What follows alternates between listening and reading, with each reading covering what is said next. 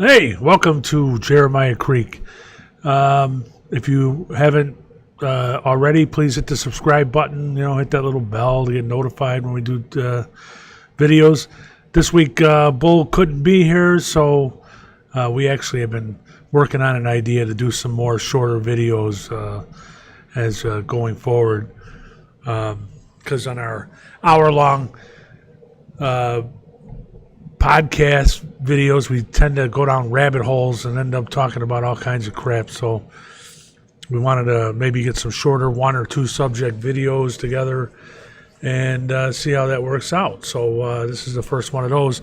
One of the reasons we couldn't get together is because I am helping a friend of mine and watching his store while he's out of town. At Windy City Safes over here in Niles, 7310 North Milwaukee Avenue in Niles. And he sells Liberty Safes. Liberty Safes, made in America, solid steel, solid construction. And it brings to mind the fact that last week there was a school shooting in Georgia. And it was a tragic situation. A 14-year-old brought I think it was an AR-15. I don't know the details of the shooting, so if I get something wrong, I'm sorry. But I think he brought an AR-15 to school, shot 4 people dead, 2 students, 2 teachers, and injured several others. And it's a tragic situation which we are becoming too familiar with. However, the reason I wanted to bring it up is because the next day his father was charged also with murder and involuntary manslaughter, I believe. And it was because he let his son have the gun. I'm no lawyer. I don't know if this is going to stand up in court.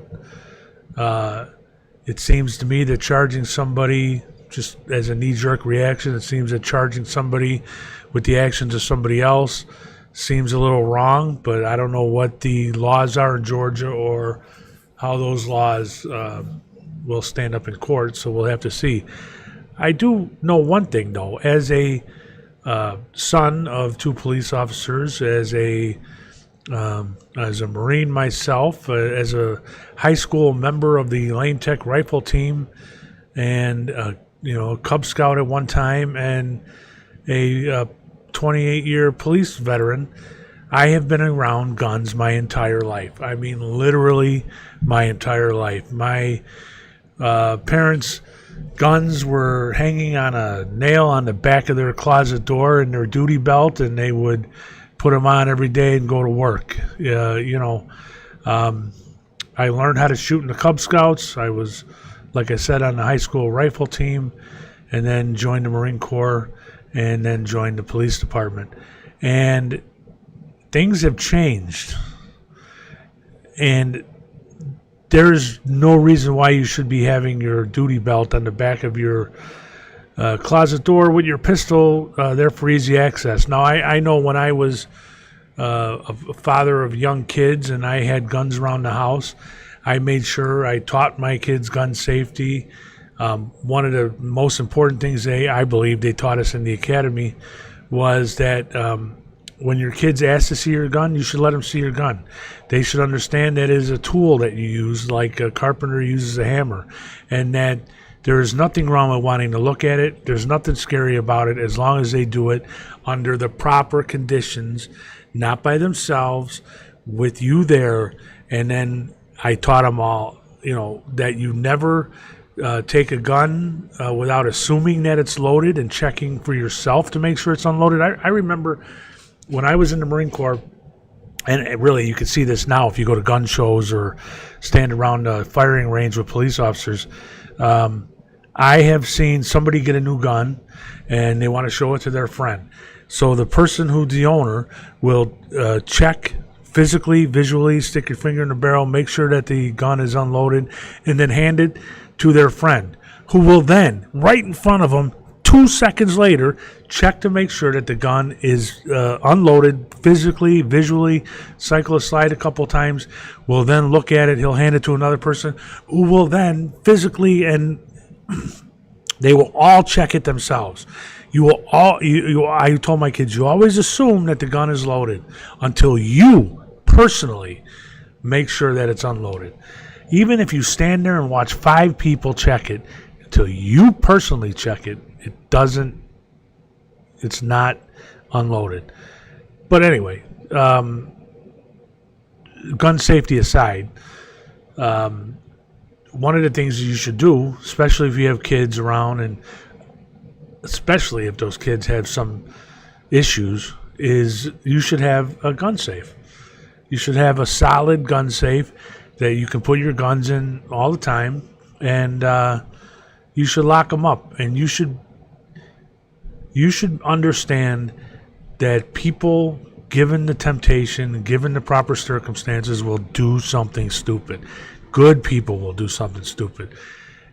People with mental health issues could do something stupid, and people could get hurt. And it's important not only to protect those people, but to protect yourself, that you take the proper actions when you have guns to store them properly in a proper gun safe.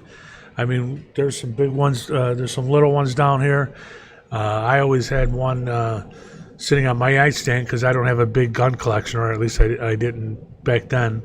And, big enough to hold a couple of guns, because that's all I had. I had a duty weapon and an off-duty weapon. But some people, if you have rifles, you're going to need a gun safe that will hold rifles. If you have dozens of rifles, you're going to need a bigger one. But it's important that you have a gun safe, that you are the person that has access to the gun safe, that nobody else has the code to that gun safe, and that if people are around your house and you want to let them use your guns and use that you teach them proper gun safety, and they only use it when they're with you. No kid. No, if you're not old enough to own a gun, you should not have unfettered access to a gun. Even in high school, we were on a rifle team, but we could not go down and check out our gun or just take our gun. We had to check it out. We had to be there with a coach. We had to be there in the proper time, wearing the proper equipment, making sure that everything is safe. Anybody who's not old enough to own a gun or can't own a gun should not be given unfettered access to the guns. It's just the way it is. And this is to protect you. It's to protect your kids. It's to protect anybody else from accident or tragedy or whatever. So whether you want to come down here to Windy City Safe and it's 7310 on Milwaukee and buy a gun from George Dunn, a retired police officer, or whether you're going to go somewhere else and buy a gun safe, if you have guns, you should have a gun safe. All right, so that's the only topic I have for today. We try to do some shorter videos, and I appreciate you joining us at Jeremiah Creek. Please check back. We'll be doing some more. Hit the subscribe button there, and I'll talk to you soon.